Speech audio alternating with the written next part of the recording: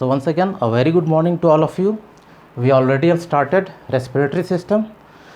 So आज हम लोग उसको कंटिन्यू करेंगे. बिफोर स्टार्टिंग रेस्पिरेटरी सिस्टम हम लोग डाइजेस्टिव सिस्टम की ओर मूव करते हैं, जो रेस्पिरेटरी सिस्टम से कोरिलेटेड है. डाइजेस्टिव सिस्टम में हमने क्या देखा? डाइजेस्टिव सिस्टम में हमने देखा कि complex food molecules simpler food molecules में ब्रेकडाउन होते हैं. जटिल खाद्य पदार्थों का छोटे छोटे खंडों में, टुकड़ों में परिवर्तित होता है. डाइजेस्टिव सिस्टम हम लोगों ने देखा. वहाँ पर फिर जो यूज़फुल न्यूट्रिएंट्स हैं, जो हमारे बॉडी के लिए बहुत आवश्यक पोषक तत्व हैं, वो एब्जॉर्ब हो जाते हैं. बाकी वेस्ट मटेरियल हमारे एनस के थ्रू एक्सक्रीट हो जाते हैं. जो यूज़फुल न्यूट्रिएंट्स हैं वो ब्लड के थ्रू वेरियस बॉडी पार्ट्स में पहुंच जाते हैं. किसके थ्रू? ब्लड के थ्रू. वहाँ पर पहुँचने के बाद सिंपली वो पहुँचते हैं. एनर्जी अभी वो प्रोवाइड नहीं कर रहे उस न्यूट्रिएंट से. जो भी पोषक तत्व हम लोगों ने एब्जॉर्ब किया डाइजेस्टिव सिस्टम में एक्सक्रीशन से पहले, वो वेरियस बॉडी पार्ट्स में पहुंच गए, लेकिन वहाँ पर हमें एनर्जी नहीं मिल पाया. एनर्जी हमें कैसे मिलेगा? रेस्पिरेटरी सिस्टम के थ्रू. रेस्पिरेटरी सिस्टम में क्या होता है? ऑक्सीडेशन एक प्रोसेस होती है. क्या होती है? ऑक्सीकरण. हिंदी में से इंग्लिश में ऑक्सीडेशन बोलेंगे और हिंदी में ऑक्सीकरण बोलेंगे. फर्दर हम लोग आगे इसके बारे में डिस्कशन कंटिन्यू रखेंगे कि ये जो एनर्जी हमें प्रोवाइड होता है, एनर्जी मिलता है, वो किसके थ्रू मिलता है? ऑक्सीकरण अर्थात ऑक्सीडेशन के थ्रू मिलता है. हम लोगों ने ये डाइजेस्टिव सिस्टम में पढ़ रखा था कि हमारा ब्रेकडाउन हो जाता है फूड मॉलिक्यूल्स का. फाइनली रेस्पिरेटरी सिस्टम में क्या होता है? एनर्जी हमें मिलता है इस रेस्पिरेटरी सिस्टम के थ्रू. तो रेस्पिरेटरी सिस्टम जो है वो सिंपली ब्रीदिंग नहीं है, इनटेक ऑफ O2 और एक्सपल्सन ऑफ CO2 ही नहीं है, बल्कि ये कॉम्प्लेक्स प्रोसेस है जिसमें ऑक्सीडेशन ऑफ फूड मॉलिक्यूल्स होता है. चलिए आगे हम लोग कहाँ तक लास्ट क्लास में रैप अप किया था, तो कहाँ तक देखा था हम लोगों ने देखा था ये सिंपली एल्वुलाई के बारे में. ये जब ऑक्सीजन यहाँ पहुँचता है तो फिर ये इन्फ्लेट कर जाता है, पूरा एक्सपेंड करता है. ये वाला पोर्शन एक्सपेंड करने के बाद बहुत सारे एल्वुलाई हैं जिसके कारण हमारा सीना फूलता है.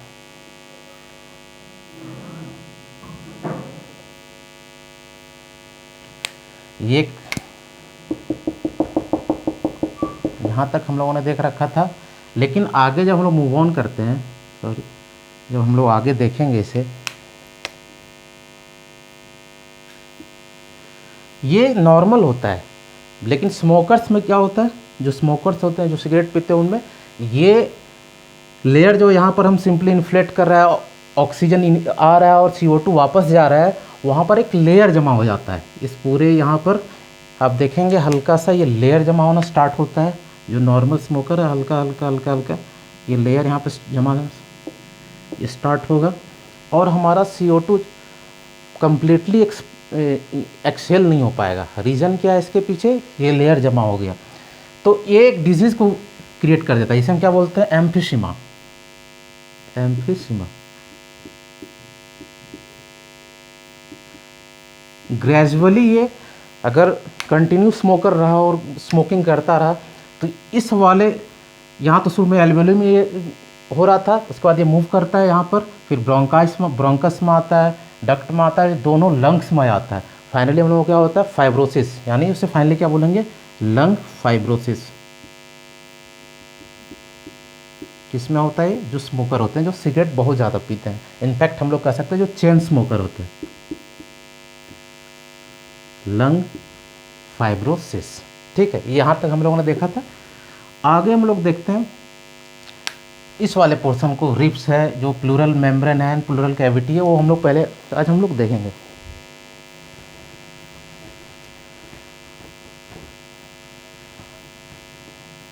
हमारा लंग्स प्रोटेक्टेड होता है ये 3 लेयर्स से.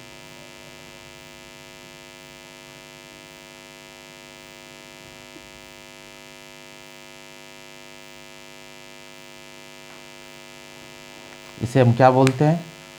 इसे हम बोलते हैं प्लूरल मेम्ब्रेन. Pleural membrane.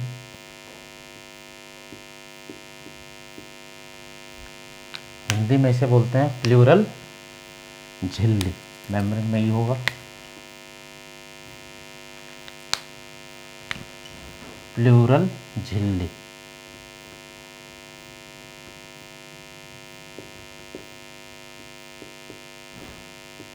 ठीक है। ये हमारा इनर हो गया, इनर प्लूरल मेम्ब्रेन हो गया, inner pleural membrane, inner pleural membrane. Simply ये हो गया आउटर प्लूरल मेम्ब्रेन,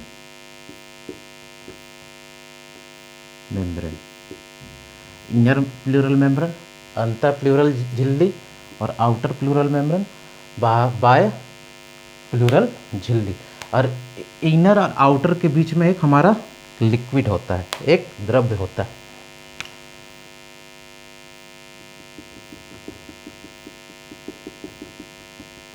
इसे हम क्या बोलते हैं? Pleural fluid. इस लिक्विड को हम लोग प्लूरल फ्लूइड बोलते हैं, प्लूरल फ्लूइड, प्लूरल द्रव्य इसे बोलते हैं। प्लूरल मेम्ब्रेन का क्या होता है मेन फंक्शन? ये हमारे लंग्स को प्रोटेक्ट करता है फ्रॉम मैकेनिकल इंजरीज से। कोई भी हमारी इंजरीज वगैरह होगी तो वो हमारे प्लूरल मेम्ब्रेन से होकर आएगा और वो से प्रोटेक्ट करता है। प्लूरल मेम्ब्रेन के ऊपर लास्ट बार में देखा था यहाँ रिब्स है, रिब्स के बीच में मसल्स है। मैं इसे फिर से ड्रॉ कर दे रहा हूँ। ये हमारा रिब्स है,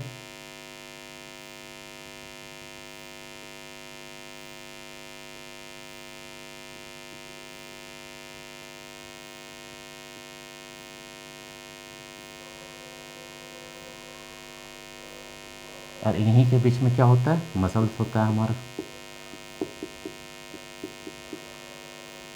अगर पूरे इसमें ये प्रेजेंट होता है, यहीं तो हम लोग देख लेते हैं, यहीं हमारा क्या होता है? मसल्स होता है। ये रिब्स हो गया, पसलियाँ जिसे बोलते हैं, और ये हमारा मसल हो गया, जिसे हम लोग मसल्स, जिसे हम लोग क्या बोलते हैं? पेशियाँ। क्लियर है जी?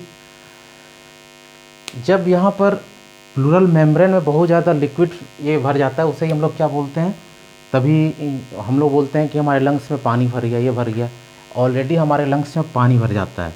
तो होता क्या एक्चुअली, जब ये पानी भरता है तो जो सूजन होता है हमारे लंग्स में, अगर कुछ मैकेनिकल इंजरीज हुई या फिर कोई और रीजन से हुआ, तो यहाँ पर जो स्वेलिंग होता है, जो सूजन होता है, उसकी वजह से और लिक्विड का इन्फेक्शन स्टार्ट होना शुरू हो जाता है, जिसकी वजह से हम लोग बोलते हैं हमारे लंग्स में पानी भर गया। इस डिजीज़ को हम लोग क्या बोलते हैं? प्लूराइटिस। इन जनरल बायोलॉजी में अगर किसी भी वर्ड के आगे ITIS लग गया, वो सोचो कि उसका मतलब क्या हुआ? वहाँ पर इन्फेक्शन हुआ, या फिर वहाँ वो उसको सूजने से मतलब हो, वो स्वेल कर गया किसी चीज़ से। अगर हम देखते हैं अपेंडिसाइटिस,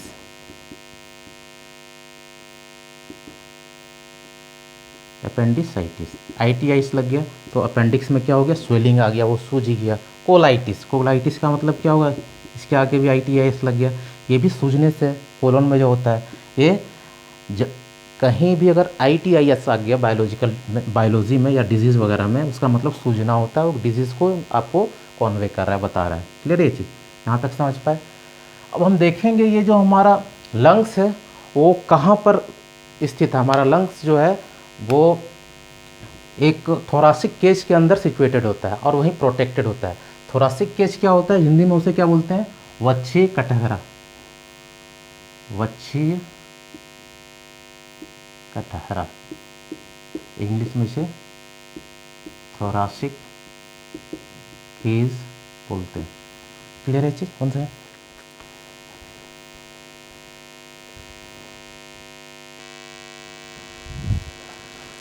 हम लोगों ने देखा कि ये हमारा लंग्स थोरासिक केज के अंदर प्रोटेक्टेड होता है, जिसे हम लोग वक्षीय कटहरा बोलते हैं। ठीक है। एक्चुअली ये जो रिब्स आप यहाँ पर देख पा रहे होंगे, ये रिब्स है, ये रिब्स है, इनके बीच में मसल्स है। आप बॉडी के फ्रंटल पार्ट पे देखेंगे तो ये जो रिब्स है यहाँ तक तो आप देख पा रहे होंगे, नीचे ये सॉफ्ट पार्ट हो जाता है। ये रिब्स जो हमारा है ये पीछे से यानी बैकवर्ड साइड से ये हमारा स्पाइनल कॉर्ड से कनेक्टेड होता है। ये रिब्स हमारा बैकवर्ड साइड में स्पाइनल कॉर्ड से कनेक्टेड होता है और उसी के बीच में मसल्स होता है जो हमारे लंग्स को प्रोटेक्ट करता है। हम देखते हैं ये कैसे होता है इस सिस्टम को। ये उरास्थि अर्थात स्टर्नम से कनेक्टेड होता है, उसी के बीच में होता है और फाइनली हमारा लंग्स प्रोटेक्टेड रहता है। ये हमारा स्टर्नम हो गया।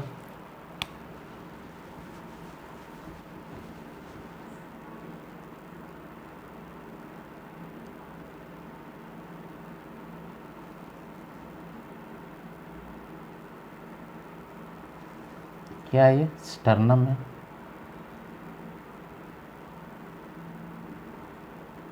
स्टर्नम इसे हम लोग क्या बोलते हैं, उरास्थि। यहाँ से एक रिब्स निकलेगा ऐसे करके, यहाँ से एक रिब्स निकलेगा, फर्स्ट रिब्स, सेकेंड रिब्स यहाँ, सेकेंड रिब्स यहाँ से निकलेगा, यहाँ से भी सेकेंड रिब्स निकलेगा, थर्ड रिब्स यहाँ से ऐसे निकलेगा, यहाँ से भी थर्ड रिब्स निकलेगा, फोर्थ रिब्स यहाँ से ऐसे निकलेगा, यहाँ से भी फोर्थ रिब्स निकलेगा, फिफ्थ रिब्स यहाँ से निकलेगा, फिफ्थ रिब्स फिर यहाँ से निकलेगा, सिक्स्थ रिब्स यहाँ से निकलेगा, फिर एक सेकेंड, ये इससे बड़ा होगा थोड़ा,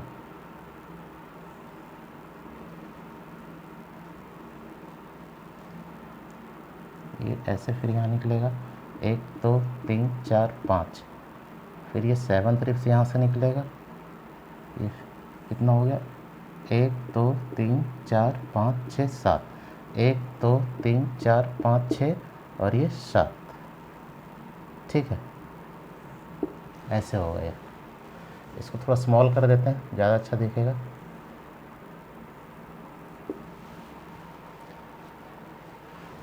आप देख पा रहे होंगे, अगर नहीं देख पा रहे हैं तो एक्चुअली ये 7 पेयर्स में होते हैं, 1 2 3 4 5 6 7, ठीक है, 7 पेयर्स है। इधर भी 7 पेयर्स होते हैं। अगर नहीं भी हैं तो आप ये मान लेना कि 7 पेयर्स भी होते, 7 पेयर्स ही होते हैं। इसे हम क्या बोलते हैं, 7 पेयर्स ऑफ रिब्स को ट्रू रिब्स बोलते हैं, ट्रू रिब्स, ठीक है। ये ट्रू रिब्स हो गया हमारा। अब हमारे पास और 4 पेयर ऑफ रिब्स होते हैं। अब 7 पेयर्स हो गया। अब जो 8th पेयर्स होगा ये 7 पेयर्स पे आके आएगा। 9th पेयर भी हमारा 7 पेयर्स पे आके आएगा, सिंस यहाँ पे स्पेस नहीं है। ये 7th पेयर पे ही क्यों ये आके ये स्टिक हो रहा है, क्योंकि अब स्टर्नम के पास यहाँ जगह नहीं है। यहाँ मैंने प्रॉपरली ड्रॉ नहीं कर पाया हूँ, इसीलिए आपको जगह दिख पा रहा होगा, लेकिन एक्चुअली क्या होता है कि यहाँ पर स्टर्नम पे अब जगह नहीं होता आगे रिब्स को यहाँ पर कनेक्टेड होने के लिए। 7th पेयर यहीं आएगा, सॉरी 8th पेयर आएगा, 7th पेयर पे अटैच हो जाएगा। 9th पेयर भी आएगा, 7th पेयर पे आके अटैच हो जाएगा। और हमारा 10th पेयर भी आएगा तो 7th पेयर पे आके अटैच हो जाएगा। 8th पेयर, 9th पेयर और 10th पेयर दोनों सब किस पे अटैच होंगे, हमारा 7th पेयर पे अटैच होंगे। रीज़न बिहाइंड दैट, रीज़न क्या है कि स्टर्नम में अब उतना स्पेस नहीं है ये उसको कनेक्ट कर सके, तो ये 7th पेयर पे ही आके तीनों कनेक्ट हो जाते हैं। क्लियर है। इसे हम लोग क्या बोलते हैं, इसे हम लोग फॉल्स रिब बोलते हैं, फॉल्स रिब। हमारे पास 2 पेयर रिब और होते हैं, कौन सा होता है, 11th एंड 12th। ये क्या करेंगे, अब तो इनके पास बिल्कुल जगह नहीं है, 7th पेयर भी ऑलरेडी ऑक्यूपाई हो चुका है, तो 9th और 10th pair of ribs, 11th and 12th pair of ribs होगा, उसके पास कोई जगह नहीं होगा।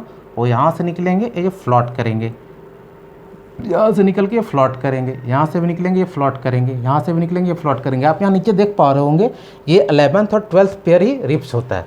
और इन दोनों के बीच में क्या होता है, हमारा किडनी, आलमंड शेप का किडनी होता है, इन्हीं दोनों के बीच में ये सिचुएटेड होता है, 11th and 12th pair of ribs के बीच में। यहाँ आप देख पा रहे होंगे ये हो गया और ये हो गया, ठीक है। हिंदी में इसे वृक्क बोलते हैं, इंग्लिश में किडनी बोलते हैं। ये हमारा वृक्क हो गया। और इनके बीच में हमारा क्या रहता है, लंग्स सिचुएटेड रहता है।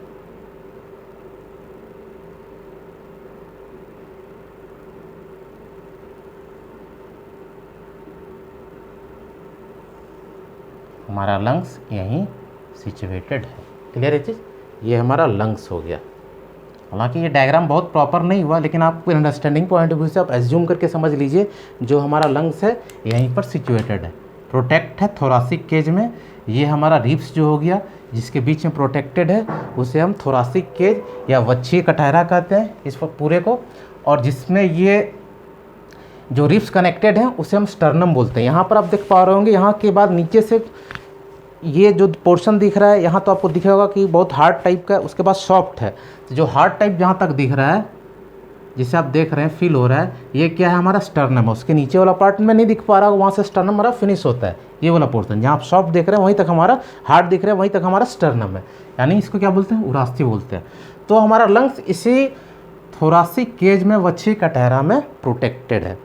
ये हमारा हो गया। अब नेक्स्ट मूव करते हैं, हमारे रिस्पिरेशन के कौन कौन से स्टेज हैं।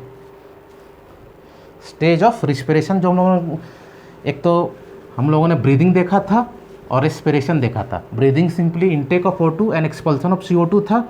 ब्रीदिंग में, रेस्पिरेशन में क्या था, रेस्पिरेशन में 4 स्टेप्स थे। पहला था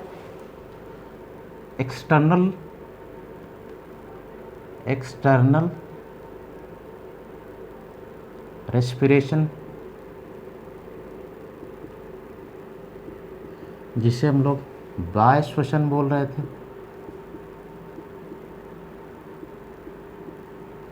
दूसरा क्या था, इंटरनल रेस्पिरेशन, जिसे हम लोग अंतःश्वसन बोल रहे थे।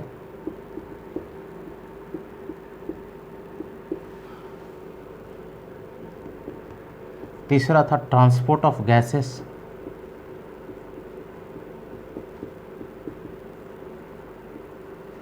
गैसों का संचरण, गैसों का परिवहन, इनफैक्ट बोलेंगे परिवहन।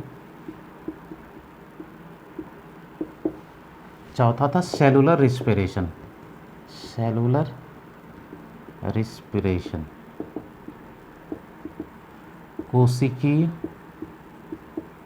श्वसन, कोशिकीय श्वसन। ये मेनली हमारे क्या थे, रेस्पिरेशन के 4 प्रोसेस थे। हम लोग देखते हैं एक्सटर्नल रेस्पिरेशन हमारा कहाँ से स्टार्ट होता है। फर्स्ट वन को हम ए से डिनोट कर रहे हैं, यहाँ पर मैं ए से लिख रहा हूँ। एक्सटर्नल रेस्पिरेशन, एक्सटर्नल रेस्पिरेशन क्या हुआ, एक्सटर्नल नोस्ट्रिल अर्थात बाह्य नासिका छिद्र से हम लोग एटमोसफेयर से एयर लिए। एयर हमारा नेसल पाथवे ये हो गया, नेसल पाथवे से होते हुए यहाँ पर एपिग्लॉटिस है, उसको वाइब्रेट किया, वाइब्रेट नहीं किया, वहाँ से होते हुए फेरिंग से आया, फेरिंग से होते हुए ट्रैकिया में आया। ठीक है, वो हमारा एक्सटर्नल रिस्पिरेशन का वही तक है। कहाँ तक, external nostrils to trachea, external nostrils to trachea, trachea बाह्य नासिका छिद्र से लेके ट्रैकिया तक हमारा एक्सटर्नल रेस्पिरेशन हो गया। क्लियर है। इंटरनल रेस्पिरेशन क्या हो गया, हम लोग इंटरनल में क्या देख रहे थे, यहाँ पर एक्सटर्नल नोस्ट्रिल से आते हुए यहाँ नेज़ल पाथवे से आया, नेज़ल पाथवे से होते हुए फेरिंग से होते हुए ट्रैकिया में आया। ट्रैकिया में आने के बाद ये primary bronchus, secondary bronchus, tertiary bronchus, finally ये हमारा कहाँ पर आया, ये एल्वेओलर डक्ट और ब्रोंक्यूल्स में आया और एल्वेओली में आया। ठीक है, तो हमारा जो इंटरनल रेस्पिरेशन होगा वो external nostrils to, one second,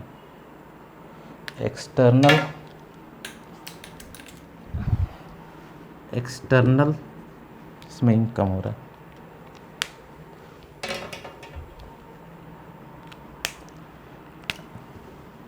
external nostrils to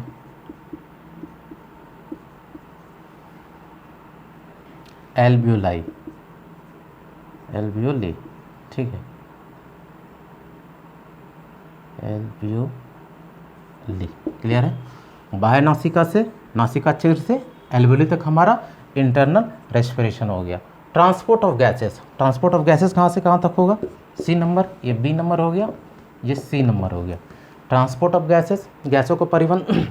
हम ऑक्सीजन लेते हैं, यहाँ से आया हमारे एक्सटर्नल नोस्ट्रिल से होते हुए nasal pathway, then pharynx, then trachea, epiglottis में जो एक कैप टाइप का स्ट्रक्चर होता है, वो ये होता है। ट्रैकिया के बाद हमारा क्या आया, again primary bronchus, secondary bronchus, tertiary bronchus, एल्वेओलर duct, bronchioles and alveoli. ठीक है, वहाँ से हमारा क्या होता है, CO2 आता है और फिर वापस क्या जाता है, ऑक्सीजन आता है और बैक में क्या जाता है, CO2 वहाँ से निकलता है। तो हमारा फिर ये क्या हो गया, इंटरनल रेस्पिरेशन। ये तो एक्सटर्नल रेस्पिरेशन का हो गया। इंटरनल रेस्पिरेशन हमारा ट्रैकिया से लेकर एल्वेओलाई तक होगा। ठीक है, वो सिंस अंतःश्वसन है तो ट्रैकिया से सॉरी ट्रांसपोर्ट ऑफ गैसेस है, यहाँ हमारा क्या हो जाएगा, ट्रैकिया से लेकर एल्वेओलाई तक हो जाएगा। From trachea to alveoli.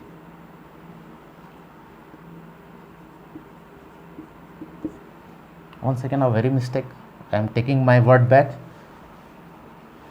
मैंने उल्टा ये लिख दिया, मैं इसको करेक्ट कर रहा हूँ। ये एक्चुअली इंटरनल रेस्पिरेशन हमारा ट्रैकिया टू, फिर से मैं करेक्ट कर दे रहा हूँ, ट्रैकिया टू, मैं इसे ट्रांसपोर्ट ऑफ गैसेस समझ के कर रहा था, ट्रैकिया टू एल्वेओलाई होता है, क्योंकि वो तो ब्रीदिंग होता है, बाहर से लेते हैं तब तो एक्सटर्नल रेस्पिरेशन हुआ। Internal finally trachea to alveoli होगा। ट्रांसपोर्ट ऑफ गैसेस में कहाँ से आएगा, ट्रांसपोर्ट ऑफ गैसेस में हमारा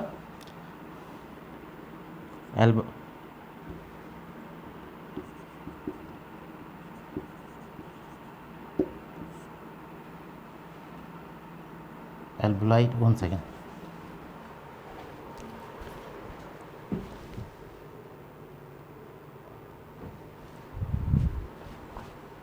हाँ क्या हम लोग देख रहे थे, ये हम लोग देख रहे थे एक्सटर्नल रेस्पिरेशन हमारा एक्सटर्नल नॉस्ट्रिल्स टू ट्रैकिया हो गया, internal respiration trachea to alveoli हो गया, क्योंकि यहाँ तक तो हम लोग ब्रीथ कर रहे हैं, फिर ट्रैकिया टू एल्वेओलाई हो गया। फिर हमारा transport of gases, transport of gases कहाँ होगा, nostrils to alveoli,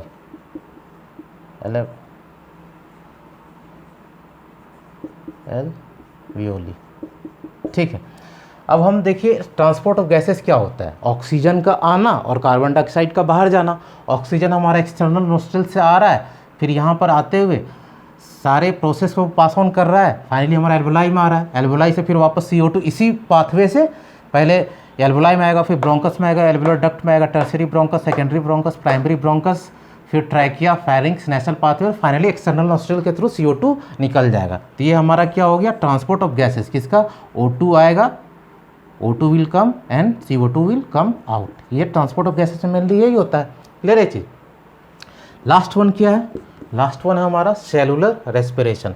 cellular respiration अर्थात कोशिकीय श्वसन। अब हमारा गैसों का एक्सचेंज कहाँ होगा, एल्वेओलाई से, जो एल्वेओलाई ये हमारा स्ट्रक्चर लंग्स का हो गया, उसके बाद हमारे क्या आते हैं, बॉडी के सेल्स आते हैं, वही सब ट्रांसपोर्ट ऑफ गैसेस होगा किसके थ्रू, एल्वेओलाई के थ्रू। ये हमारा क्या है, इसी ब्लड वेसल से ये रीच होते हैं, मतलब यहाँ पर गैस का ट्रांसपोर्ट होना स्टार्ट होगा एल्वेओलाई से लेकर जो एक्सटर्नल स्ट्रक्चर ऑफ लंग्स हो गया, लंग्स के बाहर जो स्ट्रक्चर हो गया हमारा सेल्स है, उसमें एक्सचेंज ऑफ गैसेस होगा। क्या होगा, CO2 का जैसे ऑक्सीजन वहाँ पहुँचाएगा और वहाँ से CO2 कैरी करके वापस उसी प्रोसेस के थ्रू एक्सटर्नल नोस्ट्रिल से निकाल देगा। ठीक है, ये होगा हमारा cells to alveoli to sales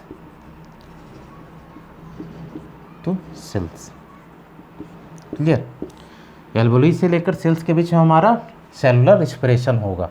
वो वहाँ से वहाँ ऑक्सीजन प्रोवाइड करेगा और वापस CO2 जो हमारे सेल्स में प्रेजेंट है उसको कैरी करके वापस ले जाएगा। तो ये हमारे 4 स्टेज हो गए। कौन सा, रेस्पिरेशन के। पहला एक्सटर्नल रेस्पिरेशन जिसे बाह्य श्वसन बोलते हैं, ये हमारा एक्सटर्नल बाह्य नासिका छिद्र से लेकर ट्रैकिया तक होता है। Second one internal respiration, trachea to alveoli होता है, जो अंदर हम लोग सांस लेते हैं, यहाँ से स्टार्ट होता है और एल्वेओलाई तक पहुँचता है। नेक्स्ट वन हमारा क्या, transport of gases. Transport of gases हमारा क्या होता है, ऑक्सीजन का अंदर आना और कार्बन डाइऑक्साइड का बाहर जाना। कहाँ से ऑक्सीजन आएगा, नोस्ट्रिल से, नासिका छिद्र से, और फाइनली वहाँ एल्वेओलाई में वो CO2 को कैरी करते हुए वापस ले जाएगा। ठीक है, और हमारा सेलुलर रेस्पिरेशन क्या होगा, एल्वेओलाई से लेकर सेल्स तक। एल्वेओलाई में हमारा जो नेबर में हमारा सेल होता है लंग्स के बाहर में, वहाँ पर ये ऑक्सीजन को देगा सेल्स को, और वहाँ सेल्स में जो कार्बन डाइऑक्साइड प्रेजेंट है उसको कैरी करके वापस ले जाएगा। क्लियर है। नेक्स्ट है हमारा ये सेलुलर रेस्पिरेशन में कैसे होता है, कोशिकीय श्वसन हमारा आखिर में होता कैसे है।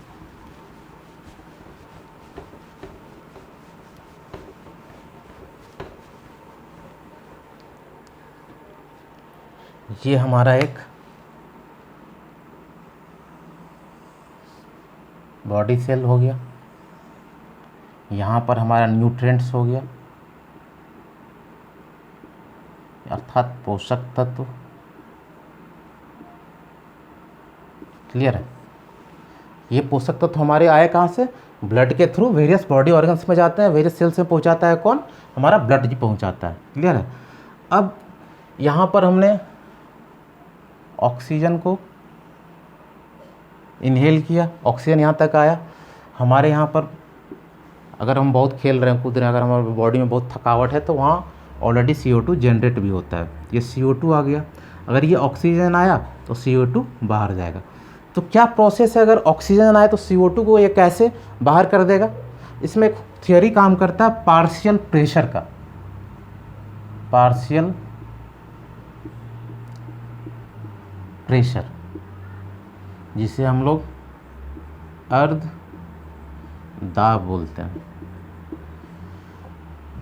O2 का पार्शियल प्रेशर 159 के अराउंड होता है, CO2 का पार्शियल प्रेशर 0.003 होता है। ये हाईली पावरफुल हो गया। जब ये ऑक्सीजन यहाँ आएगा तो ऑटोमेटिक ये हमारा CO2 बाहर जाएगा ही जाएगा, क्योंकि ये हाईली, इसका पार्शियल प्रेशर बहुत ज़्यादा है। क्लियर है चीज़। आगे हम लोग क्लास में देखेंगे, आगे इस सेलुलर रेस्पिरेशन में नेक्स्ट सेशन हम लोग इसको डिस्कस करेंगे और कौन कौन से प्रोसेस है। उसमें ग्लाइकोलाइसिस है, फिर आपका क्रेब्स साइकिल है, and finally electron transport system है। वो तीनों थोड़ा सा है, तीनों को हम लोग नेक्स्ट सेशन में डिस्कस करके इस चैप्टर को फिनिश करेंगे और सर्कुलेटरी सिस्टम स्टार्ट करेंगे। That's all for today. Thank you.